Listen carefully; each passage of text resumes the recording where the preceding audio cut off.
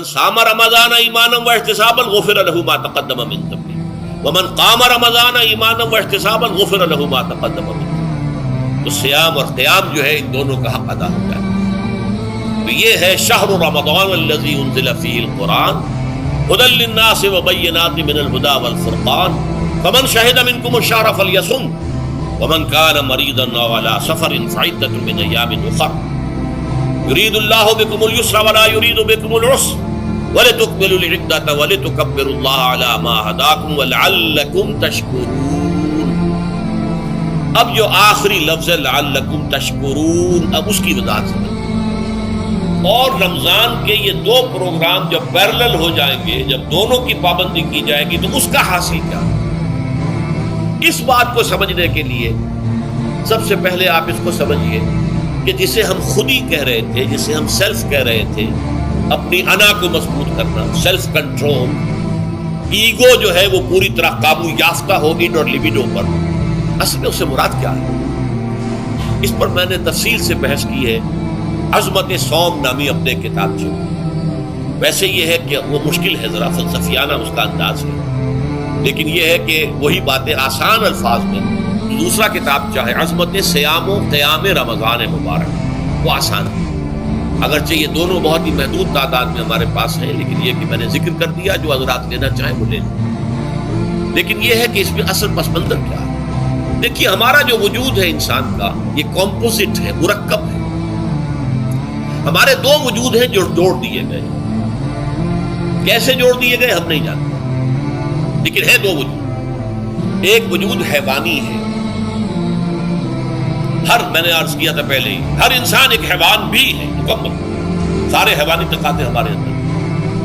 لیکن حیوان اور انسان میں بنیادی فرق یہ ہے کہ انسان کا جو اصل وجود ہے وہ روحانی ہے. اس روحانی وجود کی وجہ سے انسان کا وہ مقام ہوا کہ تمام فرشتوں کو اس کو سجدہ کرنے کا حکم دیا گیا. فَإِذَا سَوَّيْتُهُ وَنَفَخْتُ فِيهِ مِن رُوحِي فَقَعُوا لَهُ سَاجِدِينَ. فرشتوں سے کہہ دیا گیا تھا کہ میں ایک بشر پیدا کرنے والا ہوں مٹی سے.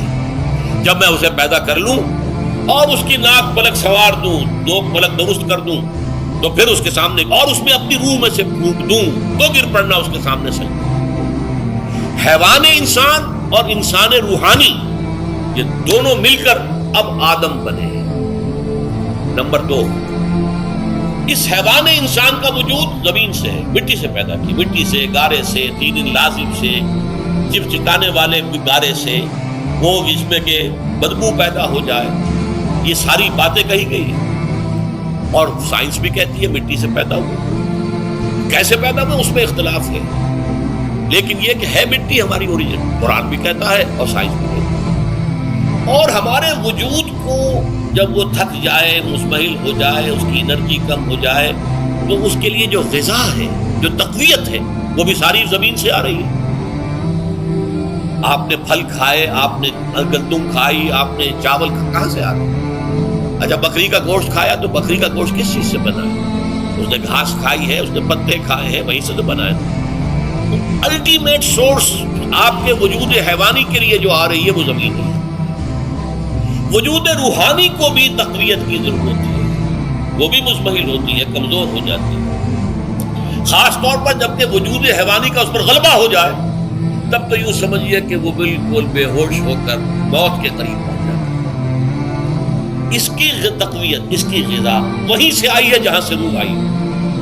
وہ کلام ربانی ہے، روح ربانی. نفخت فیہ من روحی، من روحی، من روحی. میں پھونک دوں اس میں اپنی روح میں سے. روح کا تعلق ذات باری تعالیٰ کے ساتھ. اسی طرح کلام ربانی کہاں سے آیا ہے؟ اللہ تعالیٰ کے پاس ہے. یہ اس کی تقویت کا ذریعہ. اب عام حالات میں کیا ہوتا ہے؟ ہمارا یہ وجود حیوانی چھایا ہوا ہے ہمارے وجود کے، بیچاری روح جو ہے دبی رہتی ہے، پسی رہتی ہے. اگر خدا نے خواستہ ہم گناہ گار بھی ہیں، گناہ پر گناہ کا ارتکاب کر رہے ہیں، تو وہ روح جو ہے وہ قلب کے آئینے شیشے کے اندر ہے. فیہا مصباح، المصباح فی زجاجہ، الزجاجہ تو کانہا کوکب دری. قلب جو ہے ایک شیشے کے مانند ہے جس کے اندر روح کا چراغ جل رہا ہے. اب اگر یہ اوپر جو شیشہ ہے اس پر دھواں آ گیا، لالٹین کی چمنی پر دھواں آ گیا تو روشنی باہر تو نہیں آئے گی۔ اگر انسان گناہ کرتا ہے تو قلب پر رین زنگ آ جاتا ہے، یا حضور نے فرمایا ایک داغ لگ جاتا ہے، اور گناہ کرتا ہے اور داغ لگتا ہے، اور گناہ کرتا ہے اور داغ، یہاں تک کہ بالآخر پورا قلب سیاہ ہو جاتا ہے۔ اب وہ روح اندر بند ہو گئی، وہ دفن ہو گئی۔ اس کے لیے اب ضروری ہے کہ اب ایک پروگرام ایسا دیا جائے جو ریورس ہو جائے۔ دن میں روزہ رکھواؤ تاکہ وہ جو اینیمل انسٹنکٹس ہے وہ دبے، تو جب یہ وزن جو ہے اس کے اوپر کم ہوگا تو کچھ سائی آف ریلیف سے ملے گا۔ جیسے بے ہوش آدمی پڑا ہے، اسے کوئی ہلکا سا ہوش آ رہا ہے، آپ نے پانی کے پیچھے لیا، اس کے بعد آپ نے رات کو کھڑے ہو کر قرآن کے انوار کو اتارا، بارش برس رہی ہے روح انسانی کے اوپر، قلب روحانی قلب انسانی کے اوپر، جس میں کہ وہ روح جو ہے وہ دفن، وہ زندہ ہوگی اثر نو، ہوش میں آئے گی، اور ہوش میں آئے گی تو دو کام ہوں گے۔ ایک تو اسے قرآن کی عظمت کا احساس ہوگا، یہ قرآن میری حیات تازہ کا ذریعہ بنا ہے، میں دب گئی تھی، میں پس گئی تھی، میں بے ہوش تھی، میں نیم مردہ تھی، اس قرآن کی بارش نے، یہ ترشح جو ہوا ہے مجھ پر، اس نے مجھے حیات تازہ عطا کی۔ یہ جو قدر کا احساس ہوگا قرآن کا، لعلکم تشکرون، تاکہ تم قرآن کی عظمت سے واقف ہو۔ ایک انسان بھوک کی وجہ سے اس کا شوگر لیول اتنا گر گیا کہ بے ہوش پڑا ہوا، اب ظاہر بات ہے کہ آپ اسے کچھ پانی کے چھینٹے دیں گے تو کچھ ہوش میں آئے گا، پھر غذا دیں گے تو اب وہ پوری توانائی پر آئے گا، تو معلوم ہوگا اسے اس غذا کی کیا قدر و قیمت ہے۔ اگر آپ کو بھوک ہی نہیں لگتی تو غذا بے معنی ہے، پیاس ہی نہ لگے تو آپ کو کیا معلوم کہ اس پانی کے اندر کتنی بڑی عظمت ہے، یہ میرے لیے کتنا بڑا انعام و احسان ہے اللہ کا۔ وہ تو پیاس پر جان پر بنی ہوئی ہو، اور پیاس اس وقت آپ کو ایک گھونٹ پانی کوئی دے دے تو آپ کو معلوم ہوگا دنیا و مافیا سے بڑھ کر ہے یہ ایک گھونٹ پانی جو مجھے ملا۔ اسی طرح جب روح دبی ہوئی تھی حیوانی وجود کے بوجھ تلے، جبکہ وہ نیم خوابیدہ یا نیم بے ہوش یا بالکل بے ہوش تھی، وہ دن میں تو روزہ رکھ کر اس پر سے حیوانی وجود کا وزن کم کیا گیا، اسے ایک ریلیف ملی۔ رات کو قرآن مجید کے انوار و برکات اس میں جذب کیے گئے تو اس کو پوری توانائی حاصل ہوئی۔ اس پوری توانائی کا پہلا نتیجہ تشکر، قرآن کا شکر، الحمدللہ الذی انزل علی عبدہ الکتاب ولم یجعل لہ عوجا۔ پھر وہ قلب کی گہرائیوں سے نکلے گا، سارا شکر اس اللہ کے لیے جس نے اپنے بندے پر صلی اللہ علیہ وسلم کتاب نازل کی اور اس میں کوئی کجی نہیں رکھی، کسی طرح کی ایش پیش نہیں۔ یا تبارک الذی نزل الفرقان علی عبدہ لیکون للعالمین نذیرا، بڑی بابرکت مقدار جس نے اپنے بندے پر فرقان نازل فرمایا تاکہ وہ تمام جہان والوں کے لیے نذیر اور خبردار کرنے والا بن جائے۔ یہ قرآن کی عظمت کا احساس، اور ظاہر بات ہے جس قدر کسی نعمت کی قدر و قیمت کا احساس ہوگا اسی قدر تو آپ شکر ادا کریں گے۔ اگر آپ نے کسی بچے کے ہاتھ پر ہیرا رکھ دیا، اسے کیا پتا یہ ہیرا کس بلا کا نام ہوتا ہے، وہ سمجھے گا کانچ کا ٹکڑا ہے۔ لیکن اگر کوئی واقعتاً کو جوہر شناس ہو، جوہری ہو، اس کو آپ ہیرا دیں گے تو اسے معلوم ہے کہ مجھے کیا چیز دی گئی، اس کے اندر جو شکر پیدا ہوگا وہ اس بچے کے اندر تو نہیں پیدا ہو سکتا جسے معلوم ہی نہیں۔ تو قرآن مجید کی اصل عظمت سے انسان واقف کب ہوگا؟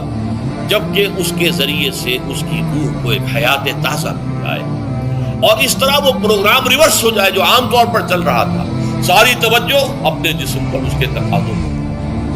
جسم میں تھوڑی سی پھنسی نکل آئی ہے، بھاگ رہے دوڑ رہے ہیں اس کے علاج کے لیے، کوئی اور مرض لاحق ہو گیا، بھاگ رہے ہیں دوڑ رہے ہیں اس کے علاج کے لیے، بڑی بڑی فیسیں بھی دے رہے ہیں، ساری جسم کی پرواہ ہے، روزانہ نہا رہے ہیں اور اچھے سے اچھا صابن لا کر نہا رہے ہیں، وہ جسم کی پرواہ ہے، نہ اس کی دیکھ بھال، روح کی طرف توجہ ہی نہیں۔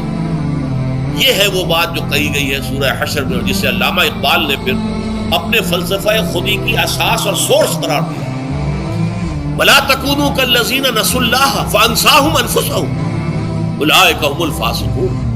دیکھو اے مسلمانوں، ان لوگوں کے مانند نہ ہو جانا جنہوں نے اللہ کو بھلا دیا تو اللہ نے انہیں اپنے آپ سے غافل کر دیا، اور یہی لوگ فاسق و فاجر ہیں۔ یہ سوال پیدا ہوتا ہے کہ انسان اپنے آپ سے کہاں غافل ہوتا ہے؟ جہاں اپنے وجود حیوانی سے غافل ہوتا ہے؟ جب بھوک لگتی ہے تو ادھر ادھر منہ نہیں مارتا؟ غذا کو حاصل کرنے کے لیے کوشش نہیں کرتا؟ پیاس لگتی ہے تو کیا پانی یا کوئی اور مشروب تلاش نہیں کرتا؟ کوئی بیماری لاحق ہوتی ہے تو کیا اس کے علاج کی طرف توجہ نہیں کرتا؟ اسے آرام کی حاجت ہوتی ہے تو آرام نہیں لیتا؟ اپنے اس وجود سے تو غافل نہیں. کون سے وجود سے غافل ہوا ہے؟ وہ روحانی وجود سے غافل ہے. بھول گیا کہ میرے اندر روحانی وجود بھی ہے اور اس کا تعلق ذات باری تعالیٰ کے ساتھ. اس نے سمجھا کہ میں بس حیوان ہوں، نرا حیوان ہوں، اپنے اس وجود کی اصل حقیقت ہی سے بے خبر، غافل. چنانچہ آج کے دور کا سب سے بڑا المیہ کیا ہے؟ ڈارون کے نظریے کے جو اثرات پیدا ہوئے ہماری معاشرت پر، ہماری سوچ پر، ہمارے فکر پر، ہمارے فلسفے پر، ہماری سوشولوجی پر، وہ کیا ہے کہ ہم بھی نرے حیوان ہیں. اللہ تعالیٰ، یہ سب سے بڑی محرومی ہے اس دور کی کہ انسان اپنے اصل شرف سے خود ہی مستعفی ہو گیا. ہمارا کوئی وجود ہے ہی نہیں، روحانی وغیرہ. روح کسے کہتے ہیں ہم نہیں جانتے، بس یہ جسم ہے. ہم اللہ کو نہیں جانتے کون ہے کون نہیں ہے. ہوگا، ہم تو اس کائنات کو جانتے ہیں. ہم روح سے واقف نہیں، ہم تو اپنے جسم کو واقف. آخرت سے ہم ہمیں کچھ پتہ نہیں، شاید ہو شاید نہ ہو، کچھ پتہ نہیں، لیکن یہ زندگی تو ہے، اسے ہم جانتے ہیں.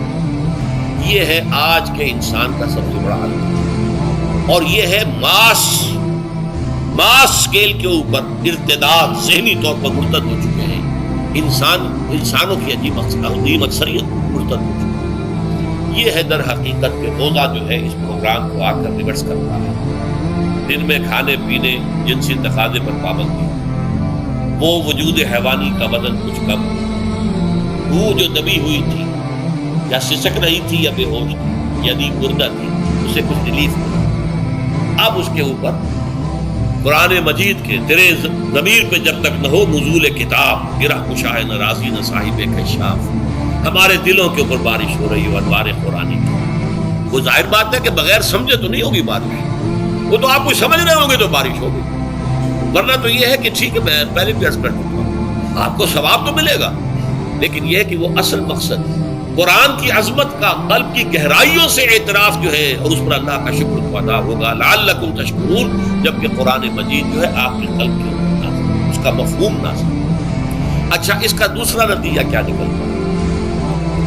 جب وہ روح جو ہے وہ ہوش میں آئے گی، اس کو حیات تازہ مل گئی، وہ اپنے اصل مرکز اور منبع اور سرچشمہ کی طرف جو ہے متوجہ.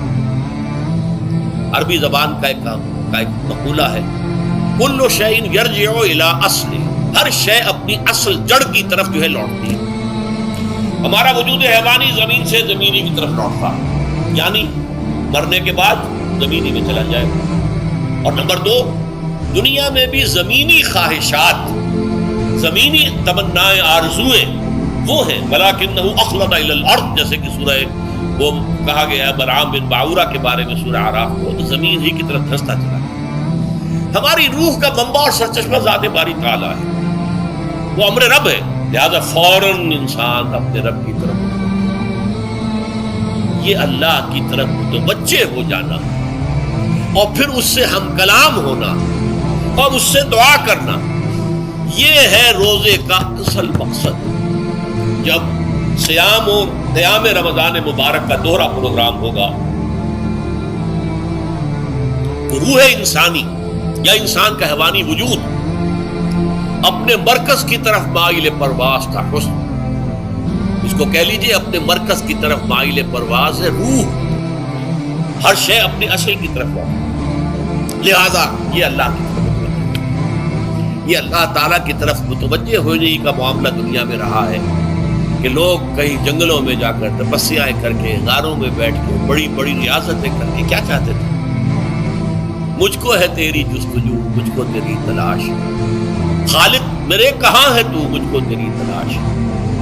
میں نے یہ نظم جو ہے تقریباً 6 سال جو ہے ہر روز صبح، ہمارا جو ہائی اسکول تھا اس میں جو صبح پریئر ہوتی تھی، لوگ سب جمع ہوتے تھے، پورا اسکول جو ہے اس میں تمام طلباء میں یہ نظم جو ہے پڑھی جاتی. مجھ کو ہے تیری جستجو، مجھ کو تیری تلاش، خالق میرے کہاں ہے تو، مجھ کو تیری تلاش. روح انسانی چاہتی ہے اللہ کا تقرب، اللہ کے قریب ہونا، اللہ سے رشتہ استوار کرنا. یہ وجود حیوانی حائل ہے اس کے راستے، یہ حیات دنیاوی اس کے لیے پنجرہ بن گئی ہے. اس روح کے لیے یہ ایک در حقیقت ایک قید خانہ ہے. جیسے کہ حضور نے فرمایا کہ دنیا سجن المومن وجنت الکافر، مومن کے حق میں یہ دنیا قید خانہ ہے، اس کی روح جو ہے یہاں آ کر اس جسد حیوانی کے اندر جو ہے وہ دفن ہو گئی، قید خانہ ہے، اس پنجرے میں بند ہو گئی۔ لیکن وہ کافر کے لیے یہی باغ و بہار ہے، یہی پر عیش کرتے ہیں، یہی پر مزے لوٹتے ہیں۔ تو اس سے در حقیقت ریلیف ملتا ہے، تو انسان متوجہ ہوتا ہے اللہ کی اور دعا کرتا ہے، اللہ سے ہم کلام